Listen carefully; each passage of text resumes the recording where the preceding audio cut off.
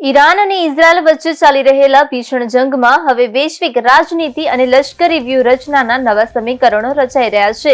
અમેરિકાએ એક તરફ રશિયાને આડકતરી ધમકી આપી છે, તો બીજી તરફ ઈરાન પર બંકર બસ્ટર બોમ્બથી પાતાળ સુધી તબાહી મચાવી છે. અમેરિકાના યુદ્ધ સચિવ પીટ હેગ્સેથે રશિયાને સ્પષ્ટ શબ્દોમાં ચેતવણી આપી છે કે તે ઈરાન, અમેરિકા અને ઇઝરાયલ વચ્ચેના સંઘર્ષમાં દખલ ન કરે.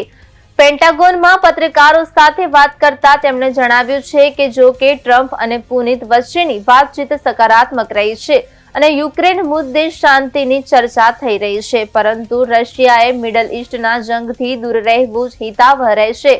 અમેરિકાએ હવે ઈરાનના એવા સૈન્ય ઠેકાણાઓને નિશાન બનાવ્યા છે જે જમીનની નીચે સેંકડો ફૂટ ઊંડે બંકરોમાં છુપાયેલા છે. અમેરિકાએ 2000 પાઉન્ડ વજનના ડચબંધ જીપીએસ નિયંત્રિત બંકર બસ્ટર બોમ્બ ઈરાન પર ફેંક્યા છે.